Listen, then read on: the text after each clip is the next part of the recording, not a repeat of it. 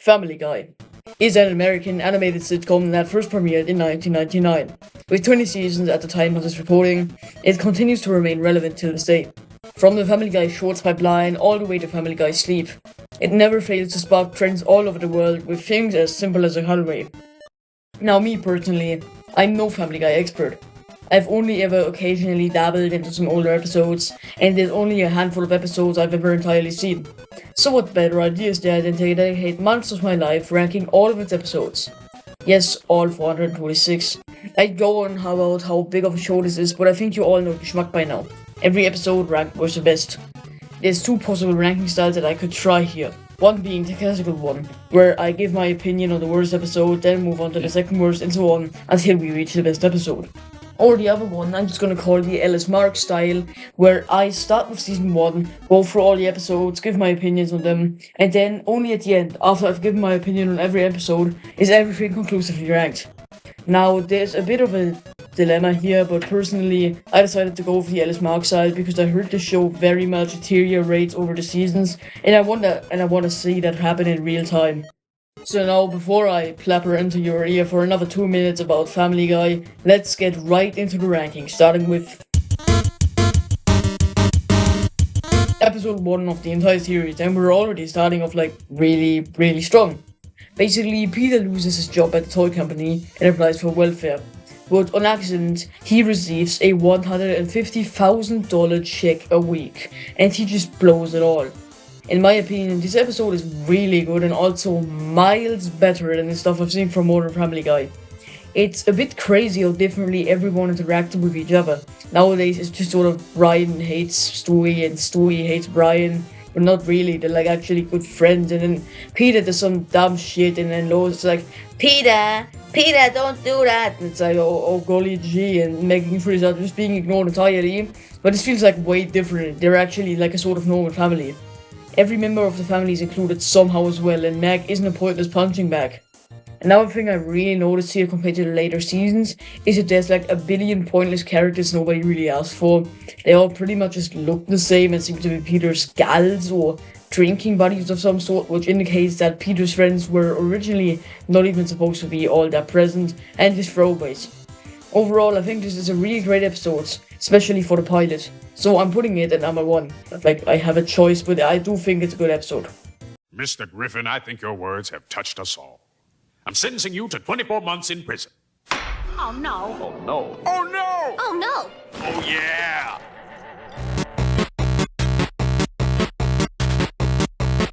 Episode 2, and honestly, I think this feels a lot more dumbed down than the last one. In this episode, Peter breaks TV and then something like happens. I don't really know. I don't get the point of the episode. It's just like 3 different plot ideas tied together, with Meg learning how to drive, Peter wrecking TV, and then Peter hating on TV because it's like awesome, but in the end, all is well because it's an episodic show and you gotta get that there somewhere.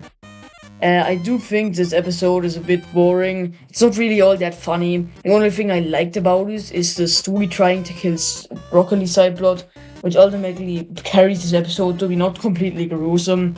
You can tell they were running out of ideas by literal episode 2. And yeah, it's just not my thing. Other people would probably disagree. But I think it's way too loose, honestly.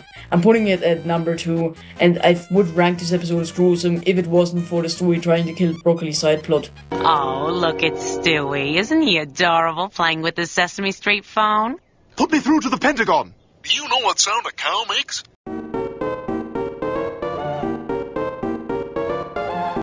Episode 3 is here, and boy, it's good. Basically, Stewie's first birthday party is around the corner and happening very soon. And while Stewie fears of being put back into the womb, Peter accidentally messes the party reservation up and tries to get it fixed. Also, like, Max just joins a suicide cult. I don't know how that happens. Yeah. Anyways, this episode was a bomb. It was full of banger jokes, and even though this might seem pretty shitty of me after complaining that the last episode has 3 plots, this one actually has 3 plots, but I really like it, and I don't think it's all that bad because they're happening simultaneously.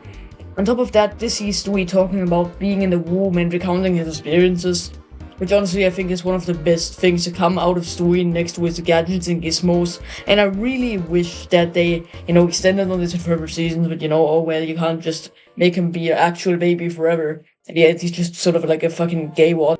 But to be fair, one thing I have to add about this episode is how obviously Seth MacFarlane uses Brian as a self-insert here.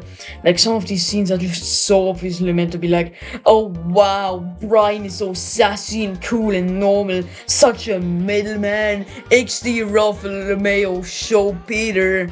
Yeah, but overall it's still a really, really good episode, top of the list.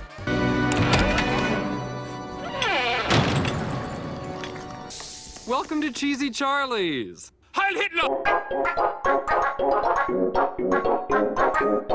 In this episode, Peter punches a woman at Chris's soccer game, which gets him put under house arrest. So as a result, he refurbishes his basement into a bar, which ultimately backfires as Lois is lusted over by other men visiting the bar as she's allowed to sing there. There's also a side plot where Stewie builds a time machine, which, if expanded on here, would have easily made this episode top of the list, but sadly it's just a side plot. Overall though, this episode is actually pretty good, with Peter learning to be more accepting and helping his wife around the house. Well, that was what I would say if they didn't pull that lame-ass shitty ending, where Stewie just rewinds his time machine and the whole episode actually didn't happen. Oh my god, whoo! Also, I just noticed, what the fuck are these crude drawings in the back? Anyways, I still think it was decent though, maybe like a 7 out of 10. So I'm putting it between Death as a Shadow and I Never Met a Dead Man. Okay, so a Jewish guy and a Chinese guy walk into a bar, right? Oh, wait a second. Okay, Jewish guy and a Chinese guy walk into a bar. I completely forgot Joe wasn't always a character. Anyways, the new neighbor Joe moves in this episode and Peter's extremely jealous of him because he's a hero and gets all the attention. There's also this plot about Peter's softball game, but that's not really relevant. Also, Meg and Stewie do their own shit as well, it's just sort of boring, not notable. I gotta say, this one was the most boring one of the bunch. I didn't really like it. The only thing that was fascinating to see is how different Joe's treated in the beginning of the show compared to later. Like here, he was this orphanage shaving, softball throwing Giga Chad that got all the attention, and nowadays he's just a fucking triple joke character that's a loser and his wife cheats on him all the time. It's very different. It's probably like flannerization or something. Anyways, I'm putting it at the bottom of the list. So, Peter, have you found a replacement for your team? No, and believe me, I've been looking. Hideo-san would be honored to play for your team, but he wishes to know what compensation you offer. Me love you long time? Chris sucks at Boy Scouts, so Peter and the family drive to New York to keep him in. But on their way there, Peter poops at a casino, so Lois scrambles the car in like 2 minutes, so like they're trapped, and then Peter and Chris go into the wild to maybe like get their car back from the casino owners. They're like native. Did I mention that? And then they get back, and Chris like leaves the Boy Scouts, and there's also Brian. He's like at home, and there's the Fonz. He's like sort of recurring gag, and yeah, this episode's plot sucks total ass. I'm sorry. I think one big reason these earlier episodes feel so disoriented is because of a thing I might call the 6-minute plot, where the characters just go on some random mini storyline before the actual episode starts. I'm not complaining now, because in later season this gets much worse, and it's not really the main point why they feel so disoriented, probably just the writers not knowing what to do. It's a new show after all. If this episode was like any other, this would have definitely been bottom of the list, but nah, this shit is funny. This is easily the funniest episode on the list. Every single joke lands, and with insane precision at that. I loved the cutaways and had a really difficult time choosing which moment to use at the end of this ranking. Honestly, I'm gonna go ahead and put this in second between Death of a Shadow and Shitty Death Bang. If this had a good plot, absolutely top of the list, but sadly not. This episode is awesome. By the way, I forgot to mention this, but it's amazing how Chris's actual talent in these earlier episodes. The only reason he doesn't want to join the Scouts here is because he's too busy with drawing fucking hentai or something, which is something no modern Family Guy character would ever say. They all fall in one of 3 categories: idiot, pervert, and Stewie. Anyways, man, good episode. Stupid, greedy savages! Stewie, that's a terrible thing to say. This one particular tribe has lost their way, but most Native Americans are proud, hard-working people who are true to their spiritual heritage. They are certainly not savages. Oh, that's funny, Mother. Just this morning you said they were lazy, like the dirty Mexicans. Just kidding. The Mexicans are a clean and industrious people with a rich cultural heritage. Yeah, not like those dumb gargantuan Swedes. Actually, the Swedish people run the gamut from very short to tall. And did you know that Sweden gave us the brilliant inventor Alfred Nobel? Yeah, which is more than we ever got from those freeloading Canadians. Canada sucks.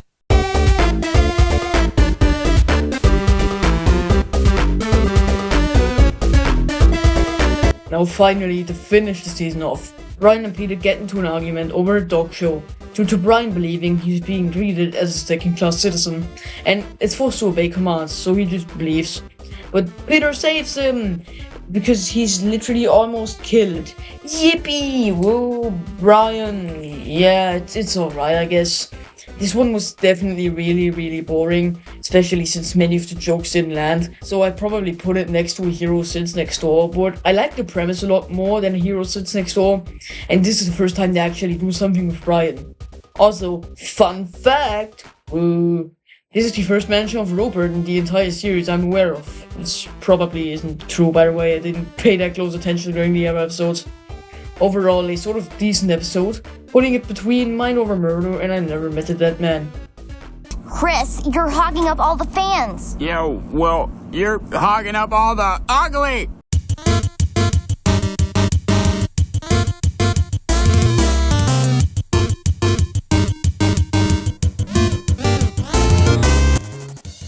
Okay, so before ending off the video, I just wanted to record a quick message here. Originally, this video was supposed to be like a 6-7 hour long mega project where I literally review every episode, and I'm still gonna do that just in like 20 plus episodes with one episode for each season. So, you know, if you were maybe confused why the intro was so elaborate for just me ranking every season 1 episode, there you have it. Might be a bit awkward at times. I don't really watch Family Guy, so I didn't know how to interact with the episodes. But if you did like it, then please go ahead and like, subscribe, share, and leave a comment. That would be much appreciated. And anyways, have a good day.